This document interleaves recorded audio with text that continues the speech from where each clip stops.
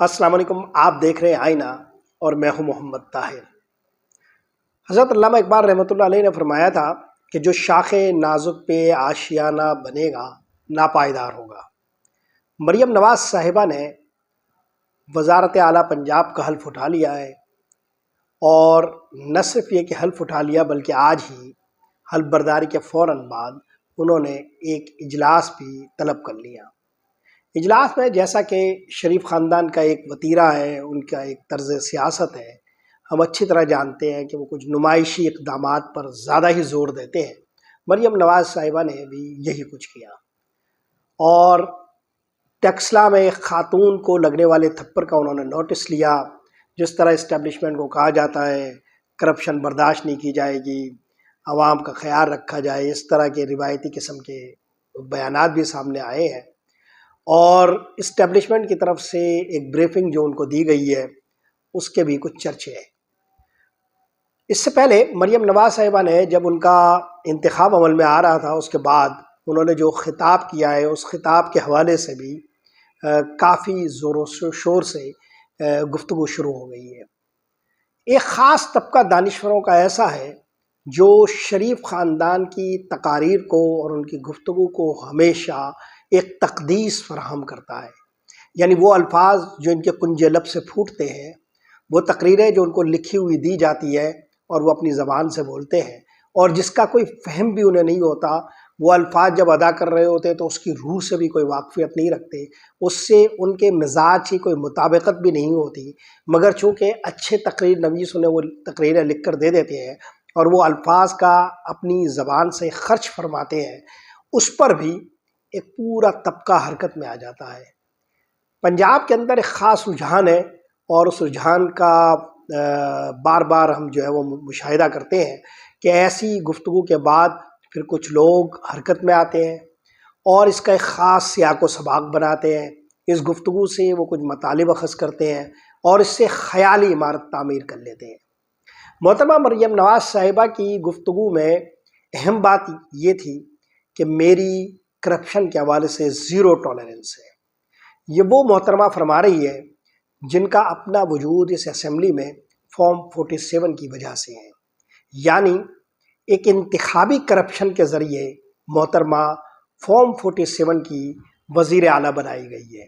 یہ انتخابی عمل جو اپنی روح سے اور اپنے باطن سے پورے کا پورا جعلی ہے، اور جس کے پیچھے ایک منظم جبر کار فرما ہے اور عوامی مینڈیٹ کی توہین کا ایک خجالت آمیز مشاہدہ ہے، اس کے باوجود اس پورے عمل کو ایک توقیر فراہم کرنے کی کوشش کی جا رہی ہے۔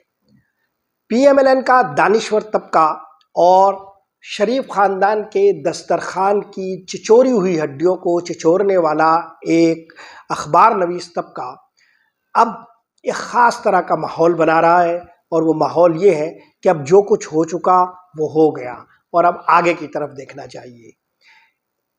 یہی طرز فکر مریم نواز صاحبہ نے اپنی تقریر میں بھی اپنایا اور کہا کہ میں اپوزیشن کے بھی وزیر اعلیٰ ہوں، اور ان کے لیے میرے دل کے دروازے اور میرے دفتر کے دروازے کھلے ہوئے ہیں۔ رواداری ظاہر کرنے والا یہ رویہ دراصل نواز شریف خاندان کی مجبوری ہے۔ اس کی وجہ یہ ہے کہ شریف خاندان وفاق میں ہو یا پنجاب میں، اقتدار کی بساط پر جس طرح بچھے ہوئے مہروں کی طرح بیٹھے ہیں، وہ سب کچھ بخشش، عطا اور دیا اور عنایت ہے۔ ان کا اپنا اس میں کچھ بھی نہیں ہے۔ وہ اچھی طرح جانتے ہیں کہ پی ایم ایل این سمٹتے سمٹتے قومی اسمبلی میں 17 نشستوں کی ایک جماعت رہ گئی ہے، اور پنجاب اسمبلی میں بھی ان کا وجود کچھ 60-70 نشستوں سے زیادہ نہیں ہے۔ لہٰذا حقیقی انتخابی نتائج کی صورت میں شریف خاندان کا کوئی آدمی اقتدار کی راہداریوں میں گھومتا ہوا بھی نظر نہیں آ سکتا، چاہے جائے کہ وہ تخت پنجاب پر یا وفاقی حکومت پر براجمان ہو۔ تو بنیادی طور پر یہ جو پورا کھیل چل رہا ہے وہ ایک جعلسازی پر مبنی ہے۔ لہٰذا دانشوروں کا ایک طبقہ اور شریف خاندان کے مختلف یہ کیریکٹرز ہمیں یہ سمجھانے کی کوشش کر رہے ہیں کہ اب جو کچھ بھی ہو گیا ہے اس کو نظر انداز کرتے ہوئے آگے بڑھنا چاہیے۔ یہ کھیل بعد میں اور زیادہ تیزی سے کھیلا جائے گا، قوم کے نام پر، ملک کے نام پر، خراب معاشی حالات کے نام پر ہمیں یہ سمجھانے کی کوشش کی جائے گی کہ اب آگے کی طرف دیکھنا چاہیے، پیچھے کی طرف نہیں۔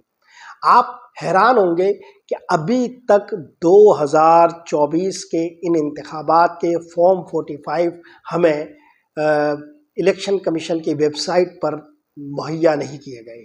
ابھی بھی الیکشن کمیشن کی ویب سائٹ پر ان انتخابات کے کوئی نتائج ہمیں نہیں دکھائے جا رہے۔ سوال یہ پیدا ہوتا ہے کہ وہ فارم 45 جو ایک رسمی کارروائی کے طور پر الیکشن کمیشن کی ویب سائٹ پر دکھائی پڑتے ہیں، کیوں نہیں دکھائی دے رہے؟ اس لیے کہ فارم 45 تو کہیں ہے ہی نہیں، اور فارم 45 جو ہیں وہ دراصل جو ہے وہ جیت کا ایک الگ ہی ماجرا ہمیں سنا رہے ہیں۔ لہٰذا شریف خاندان ایک وزاداری اور رواداری کے پیغام کے ذریعے جو ہو گیا ہے اس کی قبولیت کروانے کی ایک حکمت عملی پر کاربند نظر آتا ہے۔ اب سوال یہ پیدا ہوتا ہے کہ مریم نواز صاحبہ شریف خاندان کے لیے کیا ثابت ہوں گی؟ یہ سب سے بڑا سوال ہے جو سنجیدہ اور فہمیدہ طبقوں میں زیر بحث ہے۔ ایک بڑا بدلاؤ جو آیا ہے وہ یہ ہے کہ شریف خاندان میں اقتدار کی ایک تقسیم شروع سے موجود رہی ہے۔ نواز شریف صاحب وفاق کی سیاست کرتے تھے اور پنجاب انہوں نے اپنے چھوٹے بھائی شہباز شریف کے حوالے کر رکھا تھا۔ چنانچہ جب پنجاب کے اندر شہباز شریف کی سیاست کے ریلیونٹ ہونے کے امکانات کم ہوئے اور یہاں شریف خاندان کے کوئی اور چہرے کو آزمانے کی کوشش کی گئی، تب بھی جو چہرہ ہمارے سامنے آیا تھا وہ شریف خاندان کا ہی دوسرا چہرہ شہباز شریف کے بیٹے کی شکل میں تھا۔ حمزہ شہباز صاحبہ نے پنجاب میں حکومت کی تھی، اگرچہ یہ حکومت ناکام ثابت ہوئی تھی اور حمزہ شہباز کے طرز اقتدار پر بڑے سوالات اٹھے تھے، مگر یہ شریف خاندان کی روایتی تقسیم میں شہباز شریف کے بیٹے کی حد تک ہی اقتدار کو رکھا گیا تھا۔ اب ایک بڑا بدلاؤ ہے۔ نواز شریف جو وفاق کی سیاست کرتے تھے، جو مرکزی سیاست کے مرکزی دھارے میں ہوتے تھے، وہ سیاست سے غائب ہے۔ شہباز شریف صاحب جو پنجاب کی سیاست کرتے تھے، وہ پنجاب سے کاٹ کر اب مرکزی سیاست کے حوالے کر دیے گئے ہیں، اور پنجاب کی سیاست شریف خاندان میں بڑے بھائی کی بیٹی کے ہاتھ میں آ گئی ہے۔ کیا مریم نواز صاحبہ پنجاب کے ذریعے نواز شریف کے پرانے اقتدار کے گرفت والے دور کو واپس لا سکیں گی؟ یہ ایک سب سے بڑا سوال ہے۔ جو مریم نواز صاحبہ کو جانتے ہیں وہ اچھی طرح اس بات کو سمجھ سکتے ہیں کہ چند ہی ہفتوں میں ہم یہ دیکھ لیں گے کہ پنجاب کے معاملات کو چلاتے ہوئے مریم نواز صاحبہ کس قسم کے رویے سے دوچار ہو چکی ہے۔ اس وقت یہ بات کرنا اس لیے مناسب نہیں ہے کہ چونکہ آج ان کا بالکل پہلا ہی دن ہے، لہٰذا ہمیں وہ وقت انہیں دینا چاہیے کہ جس کے بعد اندازہ ہو سکے کہ مریم نواز صاحبہ پنجاب کے لیے کیا کر سکتی ہے۔ لیکن آدمی کے اندر سے وہی برآمد ہوتا ہے جو اس کے اندر فی الواقع ہوتا ہے۔ مریم نواز صاحبہ سے بھی وہی کچھ برآمد ہوگا جو آج تک ہم دیکھتے آ رہے ہیں۔ وہ ایک سیاست کے اندر غضبناک قسم کا رویہ رکھتی ہے اور اپنے مخالفین کے حوالے سے گرجنے برسنے والے انداز اور تیور رکھتی ہے۔ دوسرا ان کا سب سے بڑا مسئلہ یہ ہے کہ وہ چونکہ فارم 45 کی وزیر اعلیٰ نہیں ہے اور ان کی اپنی جو صوبائی نشست ہے وہ بھی ایک ہاری ہوئی نشست ہے، لہٰذا ان کے لیے یہ سب سے بڑا مسئلہ ہوگا کہ وہ اپوزیشن کا سامنا کر سکیں۔